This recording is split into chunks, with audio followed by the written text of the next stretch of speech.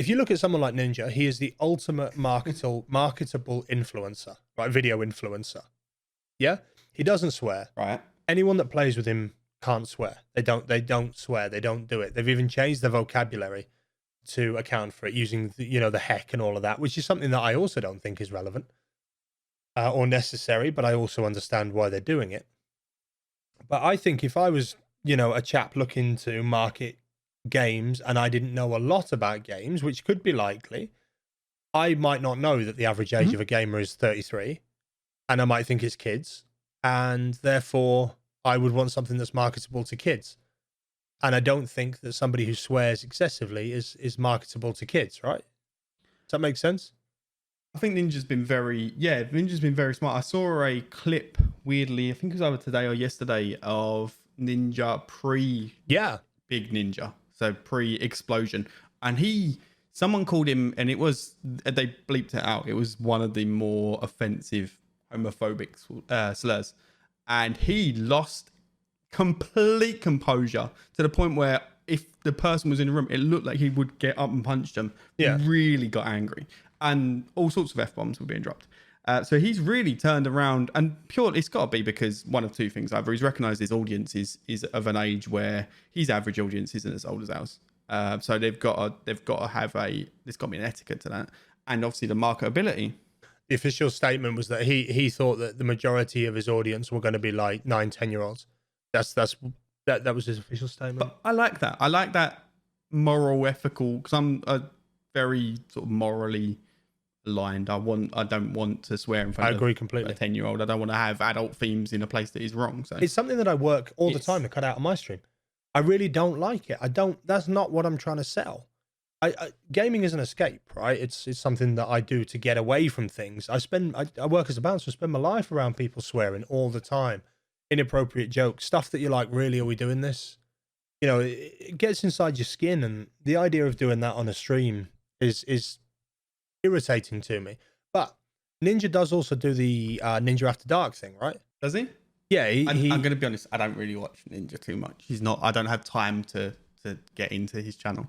If you were to study him as a product, as an individual in that regard, you would slowly see that that's exactly what he is. He is the perfect brandable streamer, the golden boy. He's a good looking guy.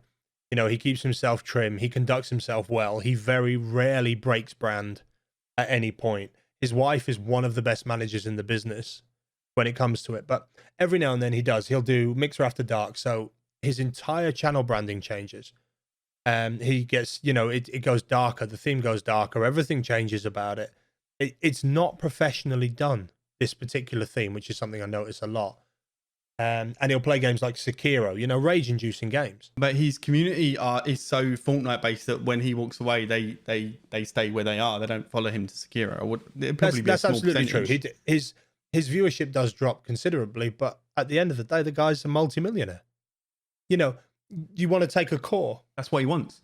Yeah, I have people in my community that will turn up regardless of what I'm playing, and I have games I know that they won't turn up for whatever for what I'm playing. But sometimes when you're doing something silly, like when I used to do those little lip sync web shows, if you ever saw one of those, they were for a very select core of people in my community. They weren't designed to be for everyone. They were just good fun as for a bit of attention and a bit of let's just let off some steam. And I think they're an in-joke. Exactly that. So, a short stream every now and then, something like that, or a Ninja After Dark or anything like that, I think is a good idea. Every streamer, realistically, even the ones that give you this line about, I just want to be a small community and blah, I'm a cynic, I don't believe we'd all be happier as professionals with 10,000 people rather than 10. Exactly. There's no in between.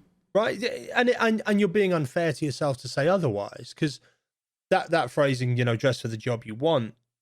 This is one of the only industries in the world where I think fake it till you make it doesn't actually apply. You can't fake streaming.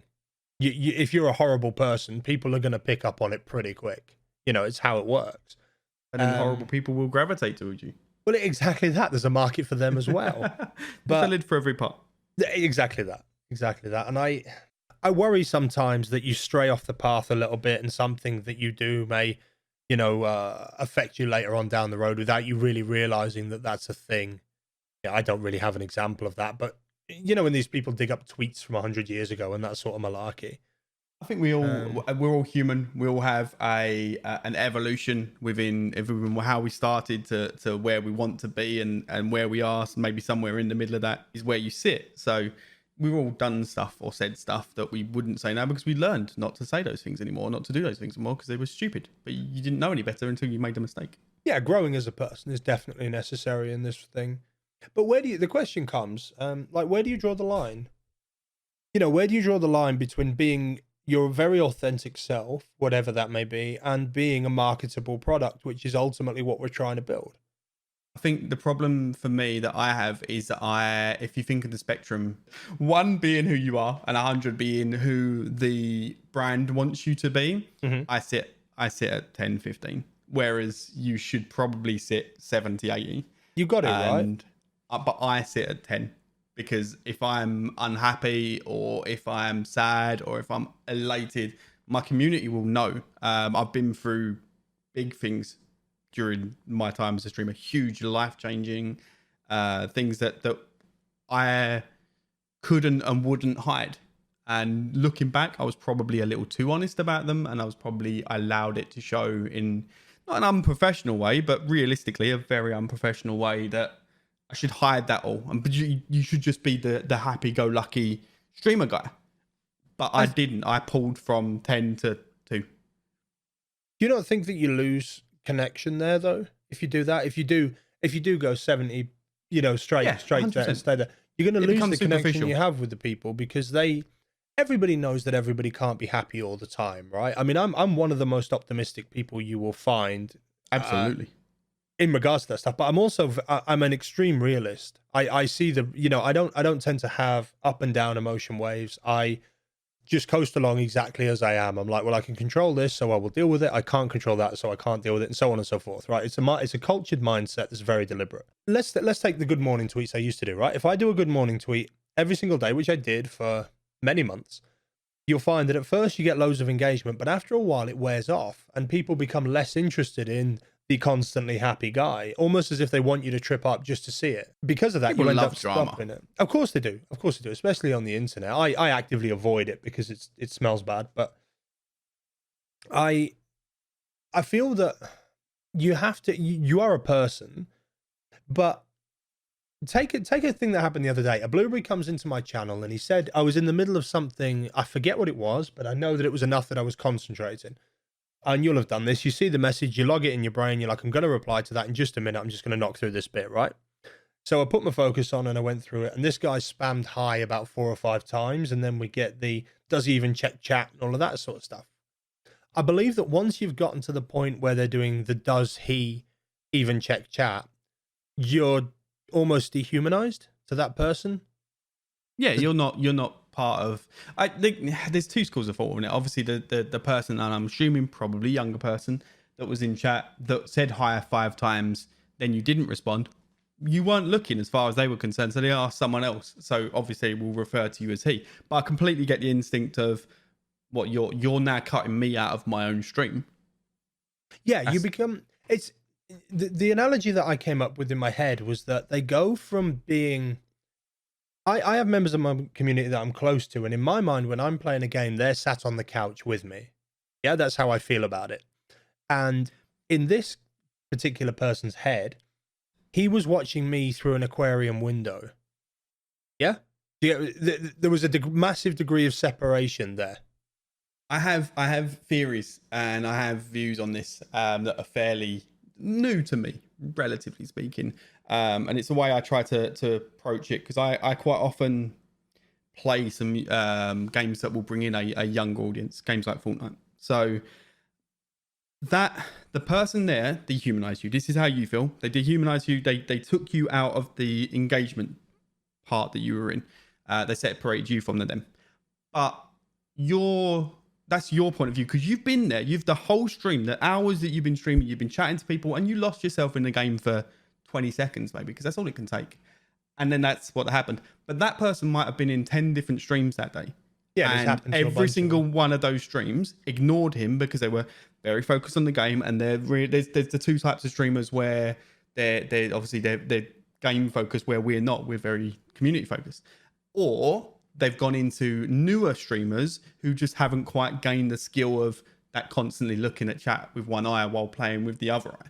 So you're right, they separate you, but I'm trying to get into a mindset of they've just been treated wrong and they've just not understood. It's the same as when you're playing a game and you're asked 50 times, what game is this? What game is this? What game is this? Can I join? Can I join? Can I join? And your frustration after 50 questions of it is, well, I'm still playing Fortnite. Why you keep asking me? This is obviously Fortnite. But when you come in on certain platforms, they're not told what game you're playing. They might not know what you're playing, and they didn't ask you 50 times. They only asked you once. 49 times. They only ask you once. And if you snap or you are sarcastic at them, and I've been so guilty of being sarcastic to people because I've been asked 50 times, and obviously it's Sea of Thieves. I'm trying to evolve my style to not be that guy anymore, and be more inclusive. And that's not to suggest you're not being inclusive. Don't take it that way. But I'm trying to put myself into their view, and that's something I've always struggled with. Yeah, I understand that. I mean, I come from a unique position in that I've bounced nightclubs for the past 11 years. So putting myself in someone else's perspective is quite easy. The bit that I find hard, do I find it hard? I don't even know if I find it necessarily hard, but the bit that I find difficult is that there are some people that it's not trolley behavior. That's not even quite what I mean. I'm not 100% sure where I was going with this. I've lost my chain of thought, but sarcasm does not translate well. Let's go there. So somebody comes in, they ask you a question, you reply in a certain way, intending it to mean something or intending it to be taken a certain way. And obviously the main difference is we can reply with tone. Yeah. As a streamer, they cannot. They're replying in text. So if you're not focusing as you should be, you might take something wrong or misread a word. I mean, how many times have you done that where you misread a single word and it changes the meaning of the sentence? How many times have you repeatedly read the same sentence 4 or 5 or 6 times Still got it wrong and chat saying to you, just read it properly. Yeah. And it's oh, okay, you meant every little bit of sarcasm that I just chucked at you, I'm an idiot, I'm sorry. Well, I mean, including sarcasm in the stream in what we do goes back again to the perfect brand. Sarcasm does not translate well across oceans for a start. No. Americans, cultural thing. Yeah, we have a very different sarcasm style to America. Europe does not enjoy sarcasm very much unless they've been, wildly exposed to it. But for the most part, it's not a universal thing, and you just come across as offensive. We love it. Yeah, we love it. It's part of what we do. But you've also got to be aware of, say you come into my channel or I come into yours and we have an interaction and it is sarcastic. We know that's sarcastic, but you don't know that the 10 viewers that are sat in the bottom of the stream there, they might just take it as offensive and then decide to leave because of it. Yeah, you could be rude to your friends, but they don't know your friends. But they don't know your friends. Yeah, you're just being rude to another person on the name and they think, well, I don't want to be next. That's something I'm acutely aware of. As am I. But that doesn't mean it doesn't still happen. Oh no, I do it all the time. I'm very bad at following my own advice. Yeah, yes. Yeah, that's why I have my notepad, right? I write everything down. I'm like, this is my improvement for this week. At the minute, I'm desperately trying to get bad language out on my stream. I'm desperately trying. In fact, we should do a thing. I'm trying to get it out between the two of us. We should pick a charity or something and do a swear jar or something along those lines. That would be.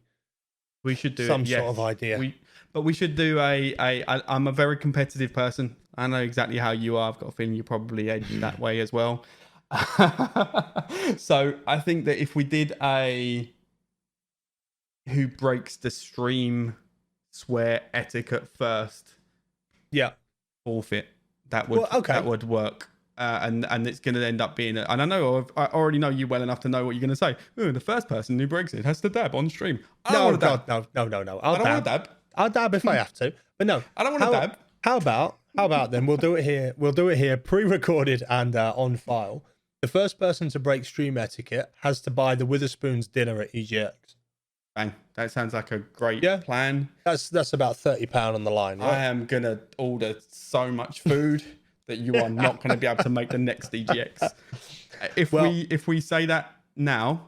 And is it up until EGX, or are we doing this for a week? No, let's do it up until EGX. Let's go let's go all in. Let's just go all in right now. We're going to go by the honor system because I trust you. Yeah, we're going to feel like I could probably we'll be start honest. on Sunday. We'll start on Sunday because why are we not starting tomorrow? Because we're both streaming together on Sunday. So let's start then when we can both be next to each other and not try and encourage each other. But it'll also be kind of fun to try and trip you up. So also, I 100% am going to swear on Sunday.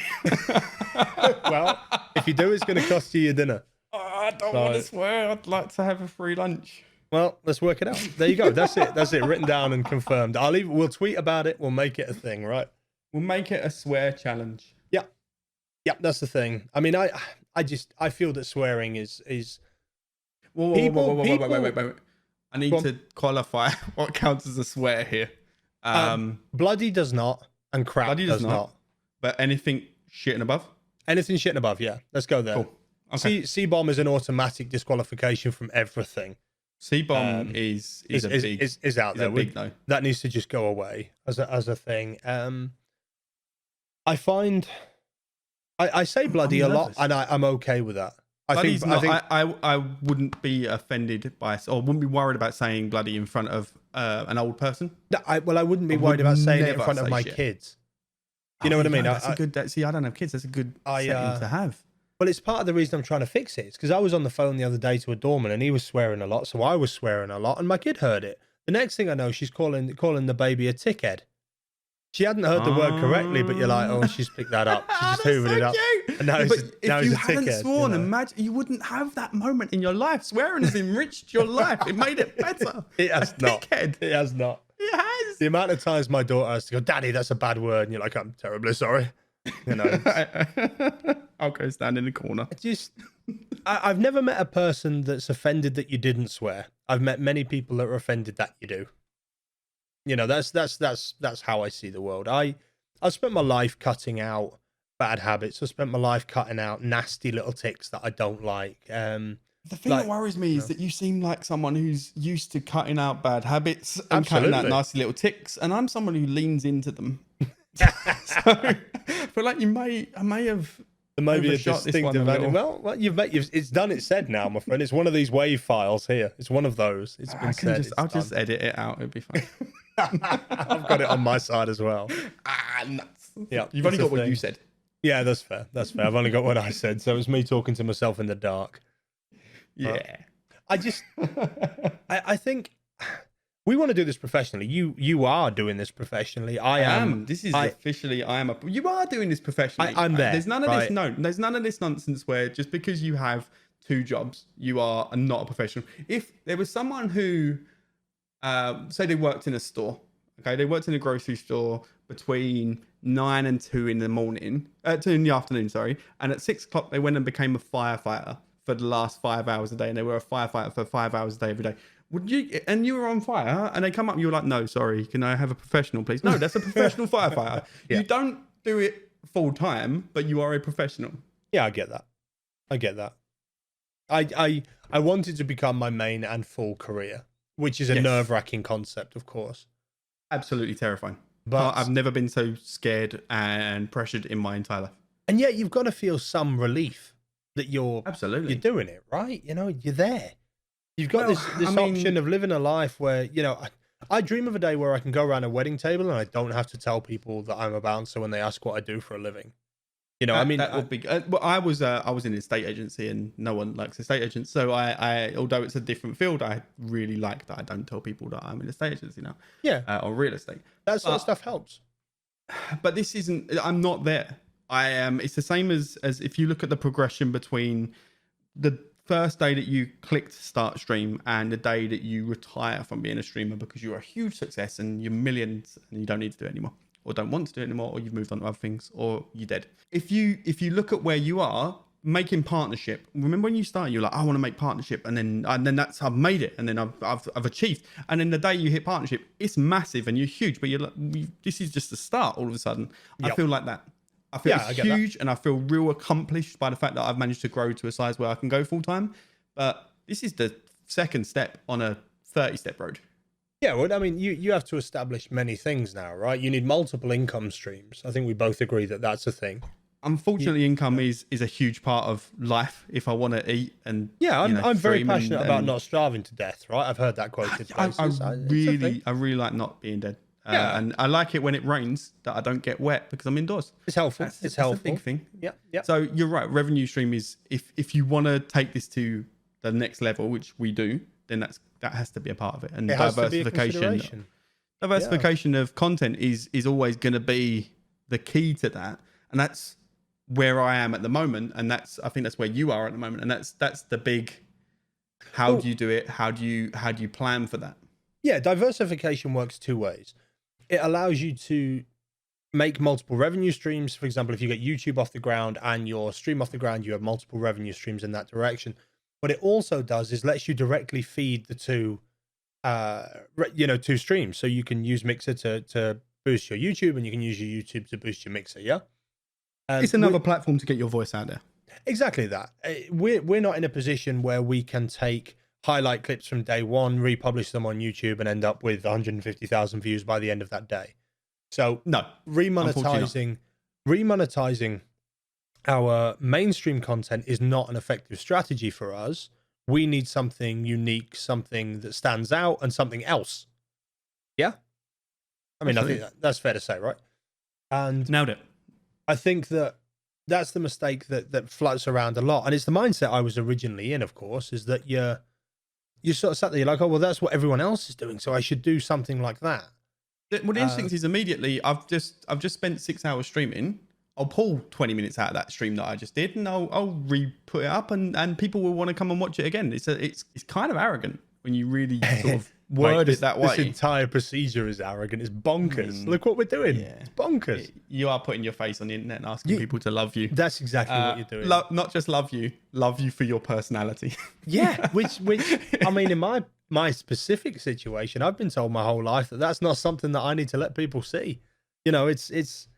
It's one of the weirdest things in the world, because you're effectively trying to be forgive the religious reference. It's not something I usually link to, but you're effectively trying to become a preacher. I suppose a preacher is the best analogy I can come from, but you're trying to get into a position where you can influence people, because that's how one makes revenue in this stream. In this field, it's how you become successful. It's how you become the marketable product. I mean, Ninja, PewDiePie, Tim the Tatman, Dr. Lupo, they all have... I'll tell you what they have in common, right? Here's what they have in common. They've all mastered the brand. They know exactly what they're selling, and they know exactly to whom they're selling it. And they all do a lot of work for a higher purpose. So they all do like Guardian Con stuff. Or they do these charity events. I'm very interested in getting into my long-term plan is to get into a position where I've grown to a stage where I can start using that influence is, I guess the best word for it is that ability to then not pay it forward, but to start making things better, making the world to make a difference. Leave a mark. Then when you start, I don't even need to be my mark. I just want to know that I left it better than I found it, which I think is an as you get older is a view that you have, because it's not something I'd ever have at 20. Legacy. Legacy is my overarching absolute driving force behind all of this. I want to be able to tell my children, look, I went through life with doing these jobs that I was doing. I was warehousing, I was bouncing nightclubs, I was head of security for a number of years, and this is what I did because it fit the situation at the time. But when I got the shot, when I got the chance to do something that I enjoyed and that I loved, I got both my hands and I went after it. I did 18 hours a day. I pushed 18 hours a day to get the stuff off the ground. I got it off the ground. I got my partnership. Now I'm up at 7 a.m. I do the school run. As soon as I sit down at 9:30, 10 o'clock, we start again. Right? If I can show my kids, even if it's just my kids, that a poor kid from a council estate can make his life what mine has become, where you have a sensible job doing something you love, and I did it without anybody's help, just a load of hard work. I think that's the best thing you can ever leave a person, right? Is a strong, solid, it's a good message legacy to give to your kids. Yeah. I want them to be that. I don't want them to be entitled. I don't want them to go through life thinking that the world owes them a favor, because this world doesn't owe us anything, I think as we go forward, that's something that might end up happening with the world, is that it all gets a little bit entitled, and I don't want my kids to feel that. That's very much, even in, this is such a new space. streaming content creation, even though YouTube's been around for a while, Twitch has been around for years now, it's still a very new space. This is still a new industry that even people who are influencing the industry, even if you look at brands and companies that are using the industry as a marketing tool, still don't fully understand it. They don't get what's good and what's bad about it. They're still learning as they go. But even though it's this new, you still get people who are, well, why aren't I getting this? Why I turn my stream on? Why aren't I getting 50 views? Why isn't Mixer? Why isn't Twitch putting me on the front page? Why aren't I?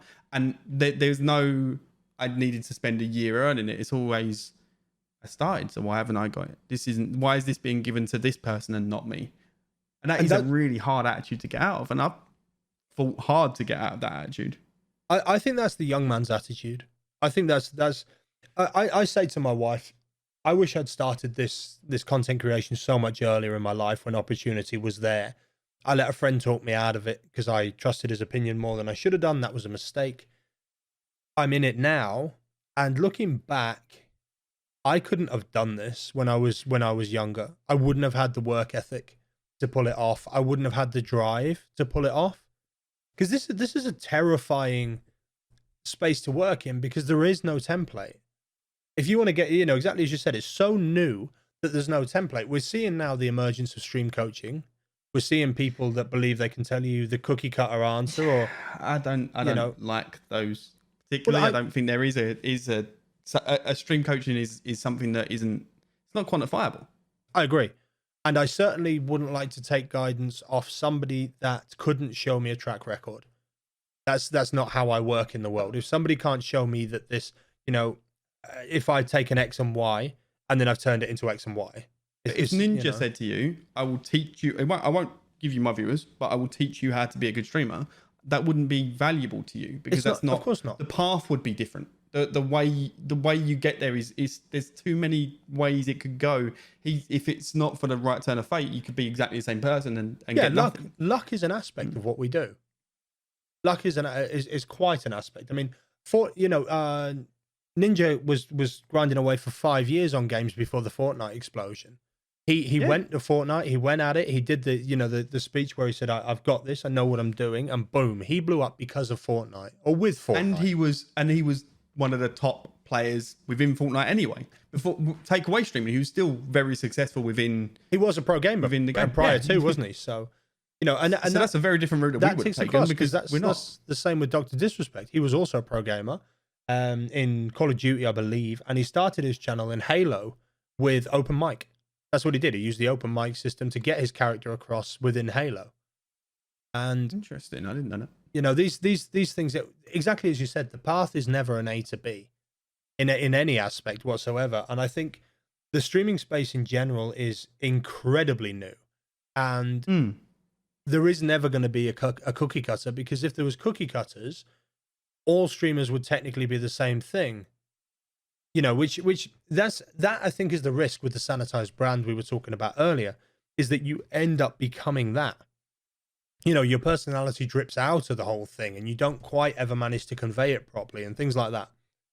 And I think that's a genuine risk in what we do, is that you don't become too sanitized, so to the point where you lose all your personality coming through. Well, and there's an element of luck. If you try to appeal to everyone, you appeal to no one. You're not being honest. It's very disingenuous, and you're faking it. And I don't think, like you can't. If somebody came to you and said, you need to niche down because you need to cut 50% of your audience out, they obviously don't mean your current audience, but they do mean your prospective audience going forward. That's a scary concept, don't you think? That feels scary to me. The idea of niching down, the idea of ever saying anything controversial on Twitter or anything else is strange. And yet I see so many influencers that do exactly that. And I know why they do it. It's because that's their brand. That's another thing I've been thinking about, is that you're like me, you're very careful about how you present yourself on things that are like Twitter, that are forever, as far as I'm concerned. It can always be found on an old tweet. I wouldn't bash people, because you'd look into sort of placate the brands that are already out there. But rather than looking at the brands, what they want from you, surely you should be looking at what you want from them. And if you don't fit a brand because of who you are, then that brand didn't fit you because of who you are. And that doesn't fit you because of who they are. This is a symbiotic relationship. It works both ways. So if you are a little bit more brash, and if you are a little bit more opinionated and the brand doesn't like that, then it's a loss for both sides. It absolutely is. But you got a different way of looking at it. You got to pick your battles as well, right? Right. But I mean, let's take a classic example. This last week, just before E3, Dr. Disrespect tweeted, "Mobile gamers aren't real gamers." Perfect example of this. That's polarizing tweet. Brand. Exactly. Yeah. And that puts me off of watching him. Well, that's fair. Which means it puts off brands from going to him. But it also encourages other brands, right? It encourages the alpha. The alpha male thing is his sell, as I see it. That's what I see. He's the alpha male. Yeah. Yep. Mm-hmm. And he's the brash man at the tea party, and I think that works well for him. Well, it obviously works well for him. The man makes considerable amount of money. He pulls his viewers, and more importantly, he manages to retain his viewers. I find over a bit of what he finds. Well, he's in a position where he's grown above some of the problems that we would have. That would inhibit our growth, but he's got a level of growth that allows for that. Like, for example, this whole bathroom incident, him getting suspended. Mm-hmm. That would, if you did that, your career is over. Yes, I agree. You will never bounce back from that. He'll restream next week and be fine. Yep, I'm right with you. He's allowed to do, he is allowed, but his position allows for him to sort of play take a gamble more than what he can. And I've been looking at that. On a personal level, do you ever worry about, I mean, I pay attention to my Twitter analytics as I see it as the most important of the social medias in regards to what we do. If I lose 2 or 3 followers, it genuinely bugs me, because my scale is obviously within the tens. Can you imagine how that feels when you're up at, you're losing people in the thousands or gaining people in the thousands every day? Do you ever panic at the scale of something like that? It's terrifying. No, see, I don't take the same view as you. I think with Twitter, and I used to up until very, very recently, we're talking recent months, if not recent weeks, that I'd get very, very paranoid about, and this goes for follows on everything. This goes for follows on Twitter, on Mixer. This goes for all the platforms that we work on. I used to be, I lost a follower this week. Oh, but maybe I'll get 2 tomorrow, and then that'll even it out. I used to be very much centric on that. Whereas now I try to look at it as, okay, they unfollowed me, and that sucks.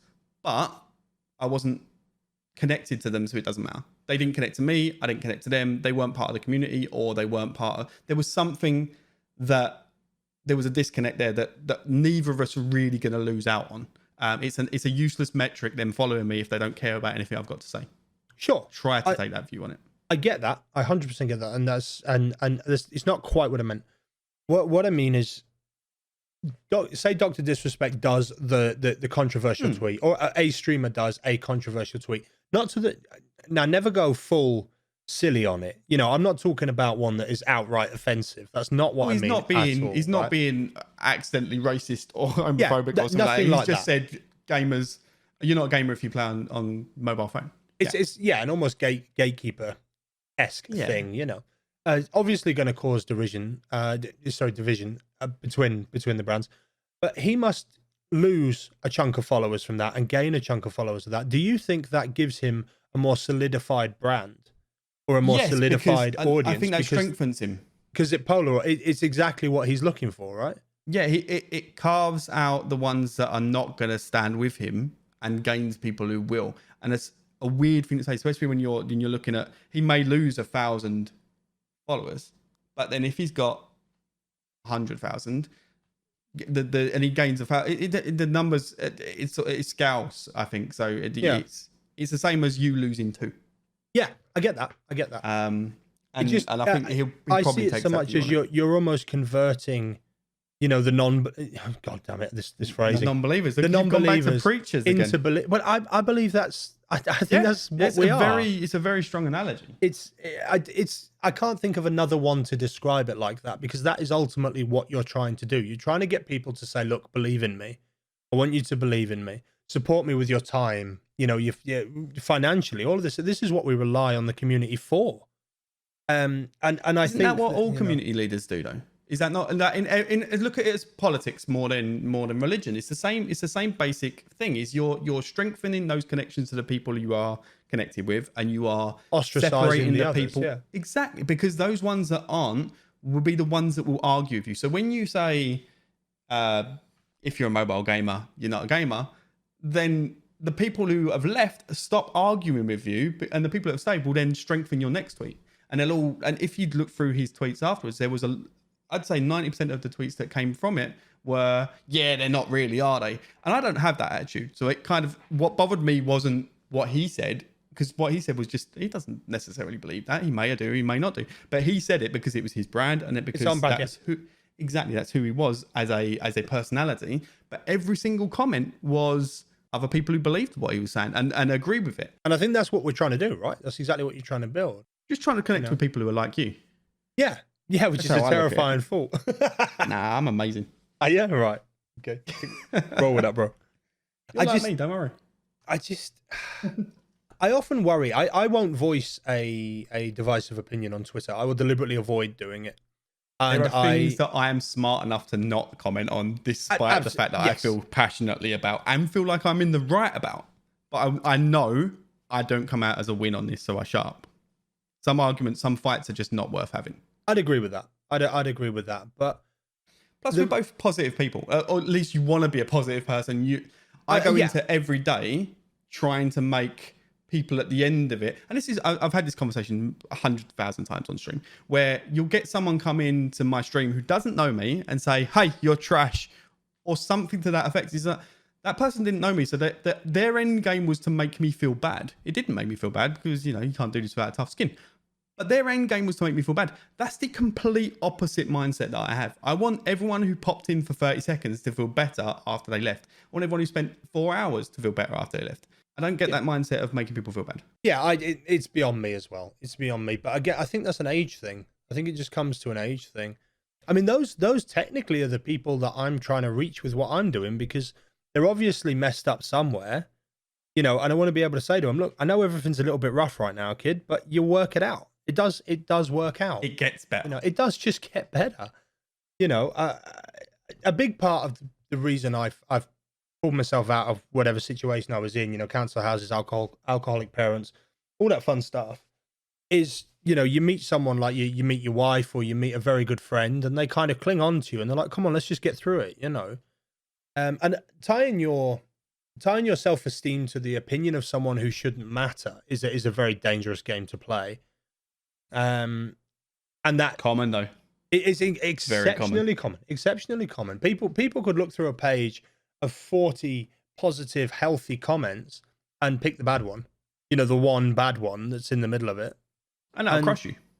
Well, yeah. It does. Yeah. If you don't have the thick skin. I mean, like I said, I bounced nightclubs for a long time. I've got a thick skin. I'm okay with stuff. But that, again, you look at that, if that sort of thing happens on a PewDiePie or a Disrespect or a Ninja or any of those sort of bigger influencers that, the ones that you look up to a degree, or at least pay attention to, is that a better phrasing? They will have people that will defend them. They're zealots to these people. They're absolutely in belief, because it was obviously, there was that article about PewDiePie saying exactly that, wasn't there? They were worried about he could mobilize this army of followers he has, But that's the definition of influencer. And that's not just this profession's influencers. That's politicians. That's religious leaders. It's community leaders of any kind, anywhere. Is that you've got these people that are a strong enough personality to be able to raise a group of people that are like them. But isn't it bloody marvelous that you can do that from your front room now? I think that's the biggest change in technology, is that now everyone can be one of those people. You have a voice if you want it. It's right there, I just to circle back and sort of get close to wrapping up. I like circling back. Yeah, I think that the sanitized brand is ultimately what you try and achieve whilst managing to cling to your personality, right? So you never quite lose yourself, yet you cut out enough bad bits that you can relate to brands, and you know exactly what it is that you're looking for in an audience. And over time, you take out the outsiders and you bring the others closer to you. Is that I like to see it as I want to be the best version of me. Honestly, I can be thought on you camera. were going to sing Pokemon right then. Wow, can you imagine? I don't know the words, but I'll look them up for the next one. Okay, we'll start. We'll start load the it up. podcast with me singing. So I want to be the best. I want to do Pokemon. I can be the very best. I want to be the best version of me on camera, and I want that to become the best version of me off camera. I like that. I want one thing to influence the other. Yeah, I think that's working quite a lot. And if anyone who has been around for years, if you look at how I was as a person 4 years ago, fairly angry, not angry, but like grumpy and quick to rage quit or quick to shout at teammates and all that, to who I am now. I still have my little moments, don't get me wrong. I'm a ranter now. I don't get angry, but I rant. Streaming has made me better, I think. And it's like that outside. The amount of times I'd shout at a game is the same as I'd shout if I was driving. And I just don't do that so much anymore. So I think one thing can influence the other. Yeah, I think the best person you can be. I mean, when I was younger, I wrote a list. I like lists, me. And I wrote a list of all the things that I thought were the traits that a good man should have. And you're such a nerd. I know I'm such a nerd, but that's how it existed. After you finished writing, you put these pens back in your pocket protector. No, what I did was I shoved them up the arse of skinny nerds like you. Right. I didn't have a strong male influence, so I made my own. And you wrote one. Yeah, I wrote one. I made it. I made it. And over the course of the years now, I can sit down and that list, the traits that I would like to add to my personality, are very few. I'm happy with who I am as a person, and I try to convey that in stream. A genuine concern is that one day you end up in a position where you need to make some money out of this, and a brand offers you a deal, but it requires not a personality change, but some sort of personality muting almost. And how the hell are we going to handle that? Because like you said, it all scales. I don't know what personality change that they would want that you are concerned by. I think that generic is best when it comes to sort of the way you present yourself in a don't swear, don't talk about sex, don't go into these religious political conversations that we all know to avoid on stream because they're dangerous. Incendiary is the best way of putting it. So I can't see them wanting you to do anything beyond those. And we already want to be the most welcoming place. You always want the people to come in, feel like you want them to be there and they want to be there. Mm-hmm. So we already not censor ourselves, but we already treat it that way. It's not. It's just how we already are. So I don't think there's going to be any problem, or there would be any problem on there. And if anything is outside of that, I'd turn it down. Well, saying no is definitely one of the strengths, right? Yeah, there's no reason to say yes. Money's a big thing, but I can't imagine if anyone is willing to offer you enough money for you to want to change, they probably aren't going to need you to change because otherwise they wouldn't be offering you the money anyway. So I think in the long run that your fears are manufactured in your head. Yeah, of course they are, but that's what this job is. This is the most terrifying thing I've ever known in my life, I've never done a job with such unrelenting negative reinforcement. Exactly. There's so much pressure. There's so much pressure, and it obviously never goes away. Even Ninja has to strive to stay relevant. If Ninja's got 1 million people watching him on one day and then 900,000 the next day, he dropped 100,000 views. What's that going to feel like? What could that feel like? It's got to be. You've got to turn them off, right? You've got to not pay attention. You've got to. I don't have my viewer numbers on anyway. I don't have a list of chatters open or anything like that.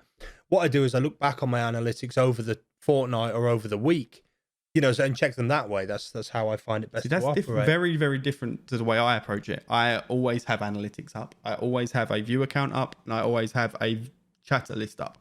And I know the common advice that anyone seems to give is hide your numbers. And I just don't subscribe to it. I just don't think it's a good idea. I think you should always know what your numbers are, because if you're playing a game or doing a web show or doing whatever event you're doing for that day, and you've got 50 people watching you, for argument's sake, and then 10 minutes later you've got 35 people, you did something in that time that changed the tone or changed why the retention. People aren't there because you did something, and it might not be anything bad, but it just, I live edit, and I'm pretty good at knowing I did something bad just then and holding composure enough to cover it.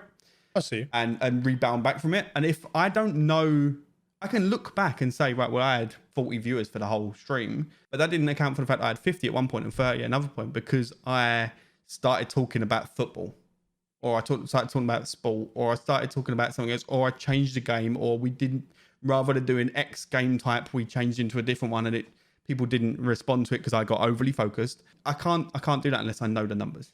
Yeah, I see. I understand. I don't work that way, but I understand it. It takes a very different attitude to do that, because then you've also got to balance out. Hi, I'm high energy. Hi, I got 50 viewers. Oh crap, I've only got 30. I feel bad.